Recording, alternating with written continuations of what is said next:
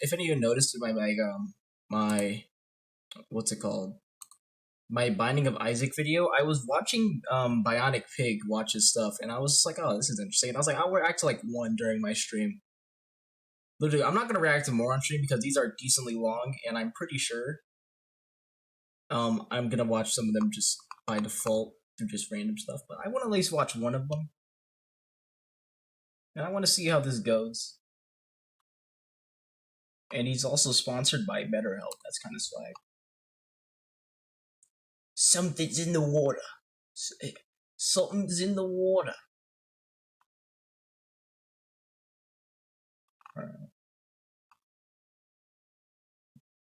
Alright. So, we're gonna react to people getting brutalized in the worst ways possible. Because I think that is my cup of tea. Dude, I'm getting a green screen for my chair. But I don't know how I'm gonna do it. Like, it's gonna be like on my chair, but it's not gonna be that big because my entire thing is a rectangle. So I'll have to like. So like whenever I do move, I'm gonna get like a big screen. So it's gonna be a huge screen. But anyway, without further ado, we're gonna watch the baller himself, the big baller himself. I need to make sure this is on. If the audio is quiet or messed up, please let me know because. If you don't, then we're gonna go the entire video, and I'm gonna watch the VOD and be very upset that no one told me that the audio was messed up. So, I can only hope.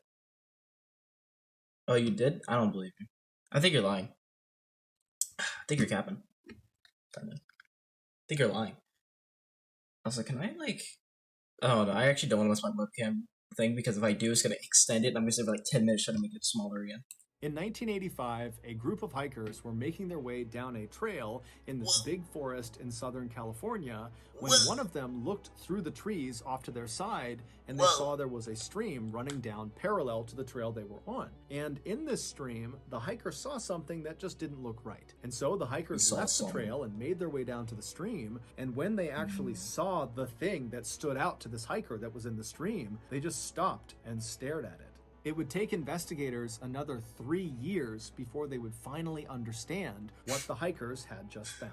But before we get into today's story, if you're a fan of the strange, dark, and mysterious delivered in story format, then you've come to the right place. I'm gonna start wearing hats during stream. I think it's the fit. Upload once a week. So if that's of interest to you, the next time the like button is having a bad day, offer to make them a cup of tea. But make sure you put the milk in before the water and use Splenda instead of sugar. Also, please subscribe to our channel. Who in my chat drinks tea? Which one of you felons drinks tea? Which one of you? Somebody in my chat drinks tea, and I'm going to like. Where's the Yankee in the room? I don't have a Yankee hat. I don't think I'll ever own a Yankee hat. I'm not weird.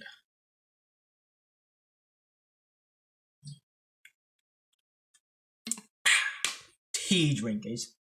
Imagine drinking tea. Gonna be me. And turn on all notifications so you don't miss any of our weekly uploads. That was okay, let's get into today's story. God, that is actually like really weird to look at. It hurts my eyes. It be hurting my eyes. Tea. Hopping water. How dare you drink water? 17-year-old Michelle Avila, who just went by the nickname Missy, was a high school junior living in the working-class town of Arleta, California, which is located just north of Los Angeles, California. All right, chat. Let me just say this now. Pro tip: never. Okay. Let me repeat: never. Okay. You see this? You see these two letters? No. Despite Missy being very physically small, she was under 5 feet tall and barely weighed 95 pounds. Exactly. She had a big presence about her, and it made her very popular at her school. Not she only got what was she deserves. Beautiful, with boys and girls falling over themselves to try to win her affection, but also Missy was just very kind and gentle and didn't seem to take herself very seriously. But life for Missy was not all perfect. A year earlier, during her sophomore year, a nasty rumor had been spread around Missy's high school that Missy had apparently been sleeping with all of these boys who were in established Whoa. relationships with girls in the Whoa. school. And even though this Whoa. rumor was a total lie, by the time the rumor reached the girlfriends of these boys that Missy had apparently slept with, these girls believed it. And so, to get their That's revenge wild. on Missy, one day after Missy. school when she had walked After Missy, outside, she went this missing. group of girls ganged up on her and beat her really, really badly. Oh my God. In fact, the beating was so severe that when Missy came home, her family immediately pressed charges on the girl that seemed to kind of lead the attack. Her name was Sonia Bon. But despite... Do you think people would do you think, like, if you as a I'm trying to make my webcam small. Look at me, I'm small. But do you think people still do that? Do you think, like, someone gets so upset that they, like, literally almost beat you to death? Like, Jesus. Like, they didn't even confront her, they just beat her. Like, it was just, like, God. Man, if only. Yeah. Yes. I have not had an account of, like, I don't get beat. I wouldn't let that happen. I'm not stupid, that's why. And also, I don't talk to anyone, so there's, like, I don't think there'd be a reason for me to get beat up unless I'm just too cool. I mean, what can I say?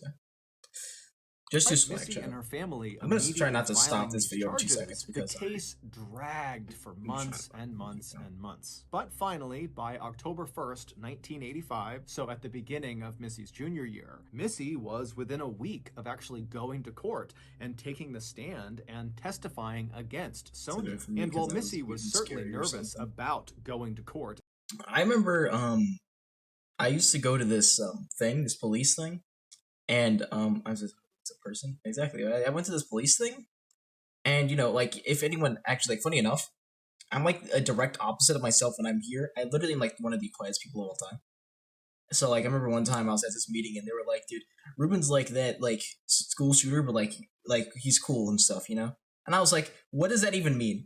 Do I have, like, the persona of a school shooter? It's like, what? What's, like, that was it just caught me off guard. But I mean, can I say that isn't warranted? I mean, it's a I'm like Neo. I'm from the Matrix. You're alive and then you're not. School shooter vibes. I feel like it's more amplified, but I mean, I do wear a hoodie. So, I mean, I try not to, but I just don't like talking to people. People are scary. What can I say? Testifying, she knew deep down she was making the right decision. On October 1st, so a week before Missy is set to testify, Missy came home from school and she told her mom that she had plans that afternoon to go hang out with her friends. This was fairly routine for Missy, who had a big circle of friends, and so her mother, Irene, told her that was totally fine. Wait, guys, if you have a big circle of friends, you start a gang war. So I'm gonna say, like, your friends aren't very cool if they didn't testify against her. That's all I'm gonna say.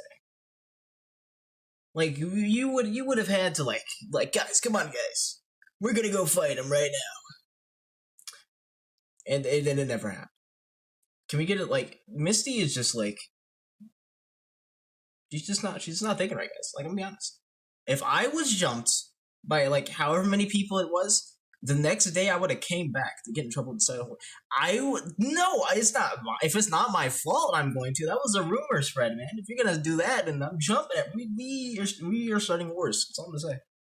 Fine, but you gotta be home by Violence 6 is p.m. sometimes Missy the agreed, answer. And then just a couple of minutes later, a 17-year-old girl named Laura Doyle, who was very close with Missy, she pulled up outside of Missy's house and she honked the horn. So Missy heard her, she said goodbye to her mom and to her brother, and then she left the house, ran to Laura's car, hopped inside, and the two girls drove off. A few hours later, at 6 p.m., Missy had still not come home yet. However, her mother, Irene, was not that surprised. Missy was not really a troublemaker, but she really liked staying out with her friends, and so it wasn't that uncommon for her to stay out. Hold on, chat. I gotta do something.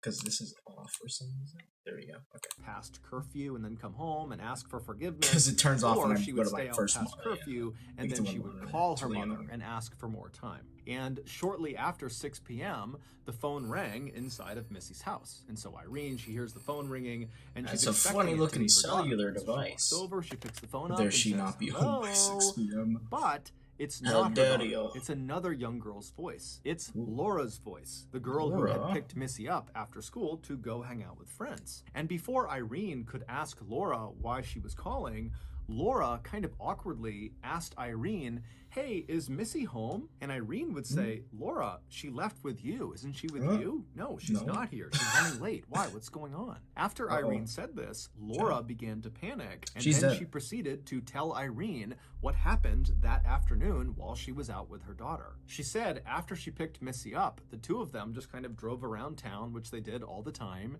and then at some point they made their way over to Stonehurst Park, where Missy and Laura and a bunch of their friends would often go and hang out. And so they drove over to Stonehurst, they made their way into the parking lot, and as soon as they were in there, Laura began looking around for other cars that she recognized to see if maybe their friends were there. But after looking around, she didn't recognize any of the cars, and so Laura just reflexively began turning the car around to leave the park. But as she was doing that, Missy stopped her and said, "Wait a minute, I know the guys over there. I want to go say hi." And so Laura stopped the car and she looked in the direction that Missy was pointing, and on the far side of the parking lot were these two guys who appeared to be maybe in their late teens, early 20s. Laura did not recognize either of them, and they were standing outside of this blue car, a blue red Camaro. flag. Now Laura was accustomed put to her in Missy the just kind of guy. knowing everybody in town because everybody loved Missy and Missy loved everyone. That makes no sense. Then why was there a rumor spread, and why did she almost get beat to death? It makes no sense. Hey, guy beats her up, kidnaps her, and drives away. Laura over there, I think she'll be fine. She usually gets put in these sticky situations. Dude, that's beyond me. That's beyond me, man. And so this type of situation was not totally uncommon. However, Laura was just not very excited at the prospect of going and hanging out with these two total strangers to her. But she could tell Missy really wanted to, and so she turns to Missy and says, "Okay, I might get go out there, go say hi to them." This cord has almost killed me like 40 times. Missy, she hops out of the car and she begins walking over to these two guys, and she's waving to them, and they're waving back and smiling at her. And Laura, meanwhile, pulls the car into a parking spot. She throws it in park, and she's about to get out when she notices her gas gauge is below empty. And so she calls out to Missy, who's now halfway to these two guys, and she says, "Hey, I'm gonna go fill my car up with gas, and then I'll come back and I'll meet you." And so Missy turns around and she's like, "Okay, bye." And so Laura puts her car back in drive and she pulls out of the lot and she heads into town to get some gas. A few minutes later... Wait, what? Wait. Laura's such a good friend. Hey, I don't know these two people over there. You know those that you car. Exactly, that's why I'm confused. Laura, I understand. I don't know two of these people over there, but I mean, I'm gonna leave you here alone for a few minutes. I'm gonna go get gas. I'm gonna come back, and hopefully you didn't get kidnapped or anything like that. You know, nothing would go horribly wrong like that. And I'm pretty sure that's why she probably called, because she didn't know she left. I'm very confused. Why is that a thing that when happens? Laura pulled back into the Stonehurst parking lot, she looked in the direction of where the blue Camaro and the two guys were and where Missy was headed, and they're all gone. Missy is nowhere to be seen. Now, this was 1985, so Laura could not just call or text Missy to see where she had gone, and so instead, Laura just sat in the parking lot. Then how did you call the mother? Lot, looking at the vacant spot where the blue car had been, kind of going over in her mind what she should do. And eventually, she told herself that, you know what, Missy was a big girl, she can handle herself, she knew those guys, I'm sure everything is just fine. Dude, Nah, she's dead. I mean, she just sent her to her doom. Bro, what if those are like, what if it's like, what if I just predict the entire story here? What if those are like the two dudes that are like with the girls that beat her up in the beginning, and they're upset that she pressed charges on them, And what does this take place after or before the? If it takes before the court trial, they don't want her to go to court, so they're gonna probably kill her. And if it already is, then she's upset and wants to kill her anyway. So, I mean, it's that's all I'm gonna say. I already know the story. I'm and big those guys will drop her so off at her smart, house I'm a when she needs genius. to go home. And so even though Laura is telling herself this, she would leave the Stonehurst parking lot and spend a while just kind of driving around town looking for Missy and looking for this blue Camaro and these two guys. And after finding none of them, They were a figment of her and then, imagination. Right after 6 p.m., Laura calls Misty's mom. Who's Misty? picked up the phone and she Who is called that? Missy's I don't house recall it because she Misty. knew I don't Missy's have a curfew daughter. was 6 p.m. and so she should be home by now. But of course, What when the Missy's mother, Irene, picked up the phone, Laura would learn Missy had not come home. Jesus. And so Irene and Laura are She's in a psych ward. really worried about Missy, but not to the point where either of them think they should involve the police. Instead, Laura and Irene would spend the next couple of hours after that 6 p.m. phone call Why wouldn't you? everybody they could think of that might know where Missy was. She's And literally when that missing. yielded no results, Laura and Irene actually met up that night and began going door to door to all of Missy's friends and acquaintances' houses, asking the occupants if they knew where Missy was. I mean, that's what I'm saying. But wait, hold on. But if Misty knew those two guys, then how does the mom not know? Because well, I guess they're probably not friends, are they? They probably. Well, then that's so much. If you barely know them, you just know them by name, and you're just like, hey, how's it going? And then, why did she drive off without her? Why was she not?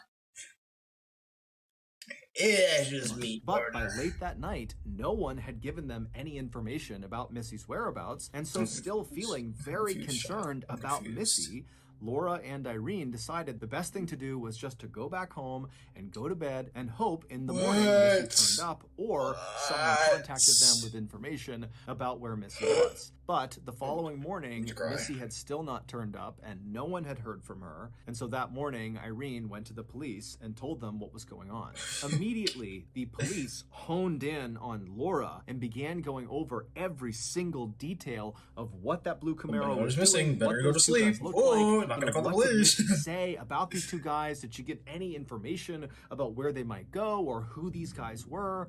And Laura, I mean, she was totally guilt-ridden and emotional about being the last person to see Missy. She'll be back in the morning. Vanished, and she sat there trying to give every bit of information she possibly could about what had happened that day. But unfortunately, she was just too far away from these two guys and their vehicle. She could only give them a sort of basic physical description, which Laura even admitted was not very accurate because it was really far away, and frankly, she wasn't looking that hard. And so after getting all the information they possibly could from both Laura and Irene, the police launched a very extensive search all over Arleta, California, and the surrounding areas. And while they were doing that, Irene and other members of Missy's family, along with Laura and other close friends of... Wait, did that car say 1781?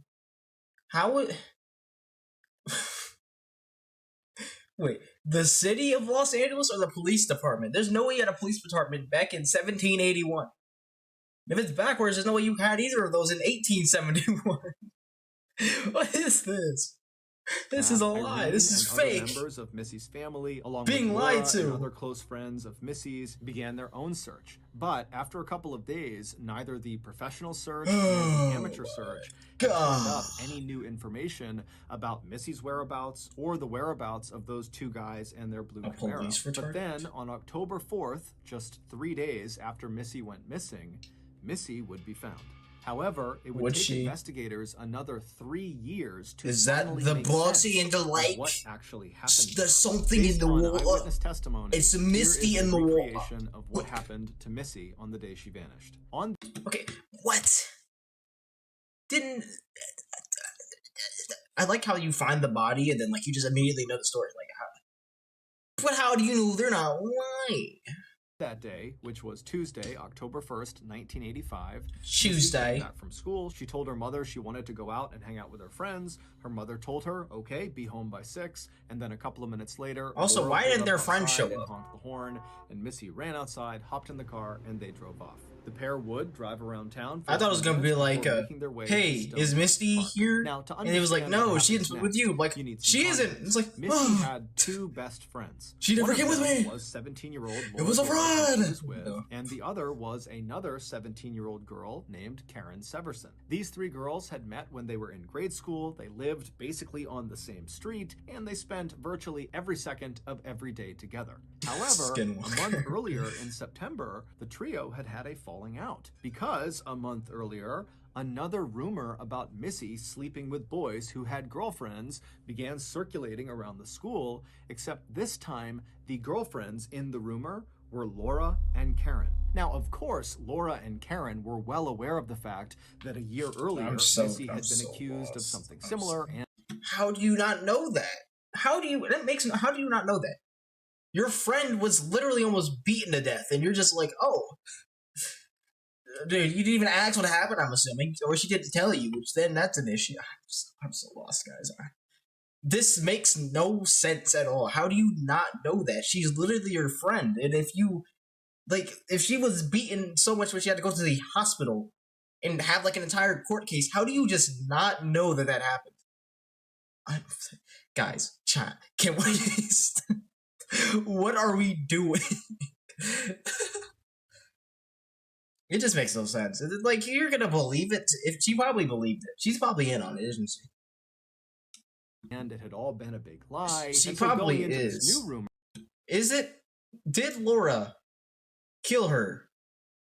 Probably. Skin, but what? Guys, what are we doing? Guys. How many? Laura and Karen knew that the likelihood of it being real was very slim, but because this rumor directly involved them and their boyfriends, they felt a little concerned. And so Laura and Karen went to Missy and they said, hey, we don't think it's true, but is it true? Did you sleep with our boyfriends? No. And Missy immediately is like, are you kidding me? No, I didn't sleep with your boyfriends. Did you see what happened last year? It's the same thing. It's a lie. It's just a rumor. I can't believe you would think I would do that to you. And so pretty quickly, this discussion escalated to a full-blown fight between the girls. Or more specifically, it turned into a full-blown fight between Karen and Missy. Because Laura, she was worked up about it, but pretty quickly she was able to calm down. But Karen, she didn't calm down because apparently... Because her name is Karen, guys. What do you expect from them? Them Karens. I guess with your boyfriends. With your mom. That is just the stupidest I heard. I like it. That is so dumb.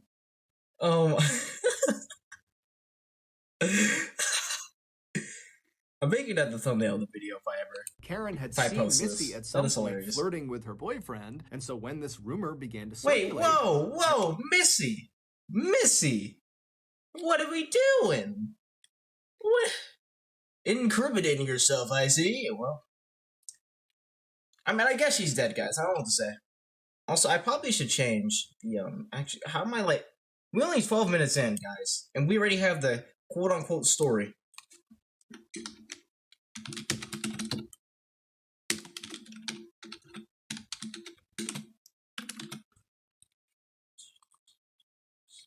Here we go. Wait, I have tags? Oh, 12-hour challenge. What the? Who in the world who's going to do that? So, guys, shut up, okay? you guys are just rude, bro. Okay, I can't believe you guys. Wait, you guys are just skinned. Oh my god, you guys are terrible. Karen felt like, you know what? It could be true. She might have had sex with my boyfriend. And so eventually, the three girls just stopped fighting. Not because they had reached some... What's wrong with you guys? God. Because Missy just tried to turn around and walk away. Guys are terrible. When she did, Karen wound up and slapped her across the face. And as soon as that happened, all three girls knew a line had been crossed, and now their decade-long friendship was potentially ruined. Over the next couple of weeks... I think that's wild. How do you have a decade-long friendship?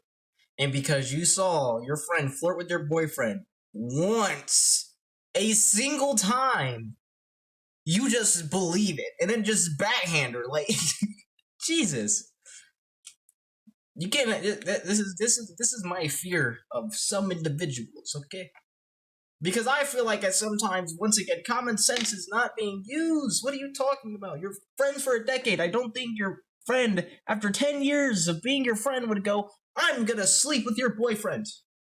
Unless they would. I don't know. Did she? Probably not. It's a Missy rumor, and maybe. Laura were able to come together and patch things up, but Missy and Karen continued to avoid each other. Because her However, name the is distance Karen. between them really wore on both of them. Wants to until see her finally, manager. On the morning of October 1st, Karen would reach out to Missy and she would apologize. And Missy was really touched by this, and before long, Missy and Karen and Laura had made plans for that afternoon to meet up at Stonehurst Park to have a good day together, just like old times. So that afternoon, Laura picks up Missy from her house, and the two of them drive around for a bit before heading over to Stonehurst Park, where they're planning to meet Karen. But when Laura pulls the car into the parking lot, they look around and Karen is not there. And the blue Camaro and those two guys standing around it on the far side of the parking lot, they weren't there either. Because Laura had made up the blue Camaro and those two guys. They never existed. It was all just a big cover-up for what happens next.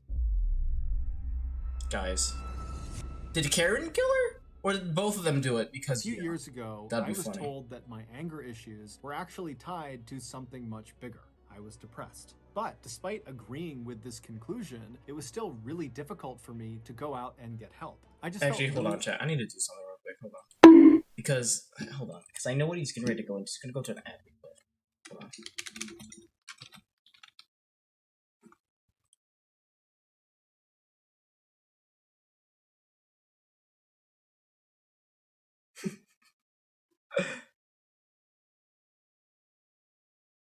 I'm thinking that's what happens, but hold on.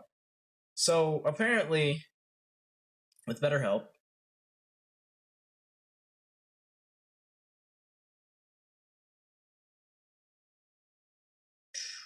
it's wild.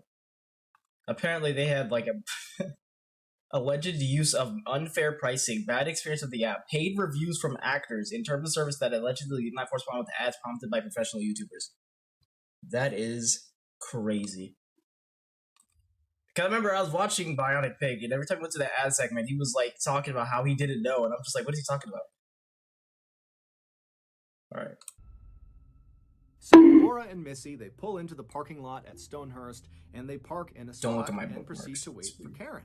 And Karen would show up just a couple of minutes later. But when she showed up, all hell broke loose. Karen came flying into the parking lot and came to a screeching stop right up alongside Laura's car. Karen had parked her car so close to Laura's car that Laura literally couldn't open her door without striking Karen's car. And in Karen's car, in the passenger seat, which was closest to Laura's car, was a terrified-looking 17-year-old named Eva Cherambolo, who was friends with all three of the girls, and that day, Karen had apparently asked Eva to come over for dinner, but after picking Eva up, without giving her any explanation, she had flown over. She just kidnapped her friend. And came to this screeching stop right next to Laura's car. And so Eva is sitting in the passenger seat looking at Karen and looking over at Laura, and Missy having no idea what's going on. And Karen begins yelling at Eva to roll her window down. And so Eva rolls her window down, and Laura and Missy are looking over in absolute astonishment. And then once the window is down on Eva's side,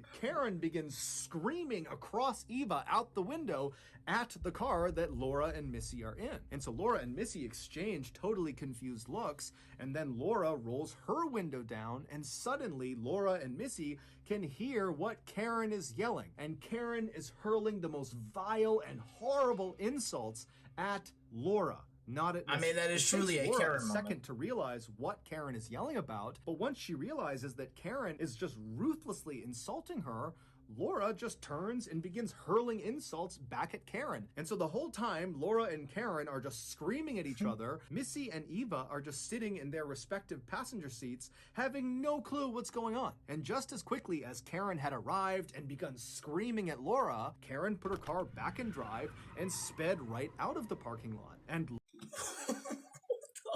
is going on? She just pulled in, started screaming, just started screaming at her, and then drives away. Just was she did she get Axe to come down there, and then it just turned very violent? Drive-by argument. What just happened? Karen. What a shame. I'm just so lost. This entire story is the craziest thing I've ever listened to in my life. Like, she literally just started cussing her out. And it was Laura, not Missy. She wasn't yelling at Missy, I think. It was between Laura and her. And then Irene was just... I have no clue on what's going on. Laura, at this point, is Unless it's a diversion. totally incensed and enraged at Karen for some of the things she had said. And so Laura fired up her car, threw it in drive, and before Missy could tell her otherwise, Laura had sped out of the parking lot after Karen. And for the next 45 minutes, Karen and Laura drove like absolute maniacs north of the city up into the mountains, where the whole time they're driving, Karen is swerving side to side. She's finna kill them both. Speeding along these desolate roads, and Laura would speed up and get right on the bumper. It's only gonna be Missy, right? Unless they're killing both Missy or all of them. Road rage. Now, for the first few minutes of this, I mean, both Missy and Eva were desperately trying to get their drivers to calm down and just pull over. Whatever you're fighting about, it's not worth crashing and dying over. But little did Missy or Ava know, there was something much, much bigger going on between Laura and Karen. And so their requests to stop the cars fell... Well, no, because they can't all die in the car crash. It's not possible, because Laura called Missy's mom. So either they crash and she's trying to cover it up by calling her, or they shielded her pictures of both Laura and Karen. Later, like, yeah, so that means that either Missy and her friend both die, which that seems to be the case, or in the car crash, but I'm pretty sure they're both gonna get murdered. Like, there's something devious going on here, dude. Maybe it was just collateral damage. That may be the case, but I don't think he would bring up the entire argument thing, right? Unless that's completely irrelevant, he's trying to throw everyone off, which could be the case, I don't know. I just feel like he wouldn't mention that entire thing and then proceed to go off and be like, oh, well, they would friends, unless that was just adding, so then, the cursing and stuff made sense, so, I don't know. On deaf ears. Finally, after this 45-minute white-knuckle insane drive along these mountain roads came to an end when the road they were on kind of funneled them into this dirt parking lot in the middle. Let's say he died trying to break up the fight. As soon as they reached this parking lot, Karen came to a stop, and Laura narrowly avoided smashing into her and came to a stop right next to her. And as soon as the two cars were stopped, both drivers hopped out and were immediately in each other's faces, shoving each other, screaming at each other, just continuing this awful fight. Eva just stayed in the passenger seat and did nothing. She was just hoping that whatever was going on would eventually end and they God, I need a thumbnail Missy, face. She's looking out there at her two best friends who seem like they're God, I need to make sure that when the murder happens, I need to look very surprised. And so she I need to sit there for 10 hours in Photoshop. And the second she does, both Karen and Laura, who were maybe 5 or 6 feet away from that. the door, they both immediately stopped fighting. It was like a switch had been thrown, and whatever was going on had come to a complete and total stop. And at the same time they have suddenly stopped fighting, both girls simultaneously turn and look at Missy. And before Missy could say or do anything, Karen and Laura ran over and positioned themselves right outside of Missy's door. So Missy could no longer shut the door, and Missy could not get out of the car. She was totally trapped. And as soon as Karen was in position right outside of the car, Karen kind of got down and got right in Missy's face, and with a very menacing and hissing voice, she looks at Missy and says, "You know, this whole thing was a joke. Me and Laura, we weren't actually fighting. We're not mad at each other, but we are mad at someone.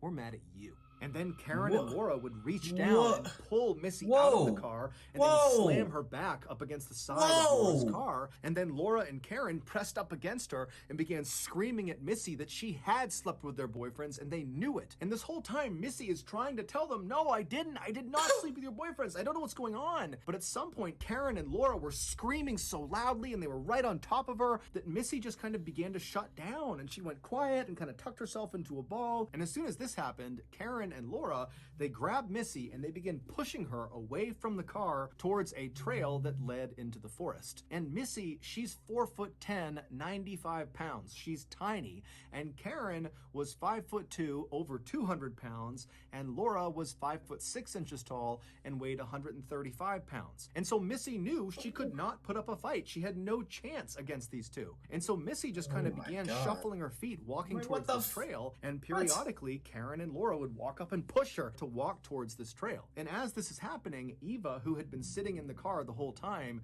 she finally got out and kind of walked up behind the group. Oh, she must be the witness. She just walked along behind them. And so after a couple of minutes, Karen and Laura had managed to push Missy all the way to the actual start of the trail, this narrow trail that left the parking lot.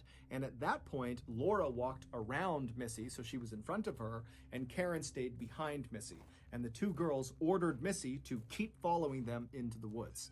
And Missy did not put up a fight. She just put her head down and continued walking along the trail behind Laura. It was said that she really couldn't stand a chance. She was like 4'10", like 95 pounds. I'm pretty sure if she would have threw a haymaker. Like, clearly Missy friends weren't being friends anymore.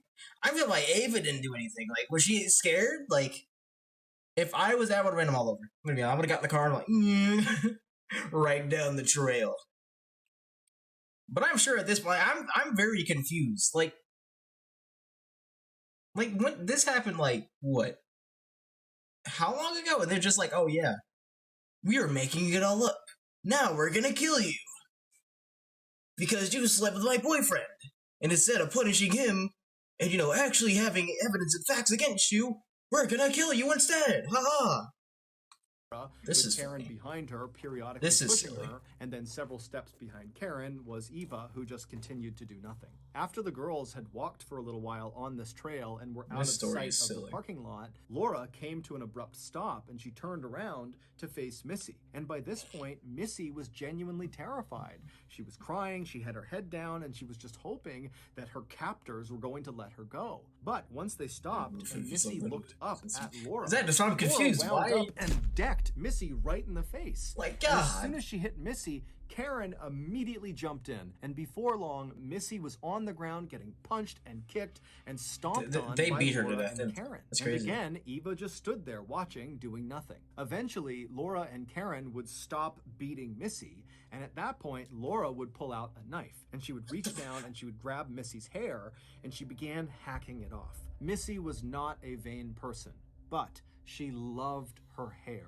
It had to be perfect anywhere she went. It was her prized possession, and Laura and Karen knew it. And so Laura, she begins hacking off the hair with her knife, and Karen, who wanted to get involved but didn't have a knife, just began grabbing Missy's hair and ripping it out with her fists. Finally, after much of Missy's hair had been hacked off of her head, Laura and Karen stopped and just stood up and looked down at Missy, who was now in the fetal position just crying to herself. But Laura and Karen were not done.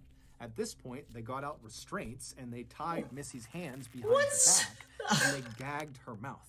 And again, Eva did nothing. Once Missy was completely restrained, Laura got up and began walking towards a nearby stream that was about 10 feet away from them down a hill. And so Laura gets down to the stream, she wades in about halfway. Not a real photo of the stream. Leg, and then she turns around and she looks Guys, this is not a real stream. Karen and Eva, who's off to the side, and Laura, while staring directly at Missy, she reaches down and begins running her fingers through the water and says to Missy, "Why don't you come down and get in the water with me?" When Missy didn't move, Karen, who was standing next to her, hauled her up and then pushed her down the hill. And Missy doesn't have the ability to brace her fall because her hands are bound, and so she slams down on her face and she rolls down to the edge of the water, and there she stops. And before Missy can get up, Karen and Laura had descended on her, they'd grabbed her by the shoulders, and they began dragging her out into the water. And so Eva, who's watching this happen, again does nothing, and just turns around and begins running down the trail back towards the cars. When she gets to the cars, she discovers they are both locked, so she can't go anywhere, and she was too far away from anywhere to walk, and so her only choice was just to go back down the trail to where her friends were. And so Eva goes back down the trail, and she begins walking in the direction direction of the stream, and as she's walking, before she can see any of the girls, she hears a terrifying, blood-curdling scream coming from somewhere deep in the forest. And Eva was so terrified that she stopped where she was, she turned around, and she ran back to the cars. Eva would sit down on the ground between the two cars. I can assume she's the witness. Back and forth. After nearly an hour of doing that, Karen and Laura suddenly emerged from the trailhead, soaking wet and laughing. Missy was not with them.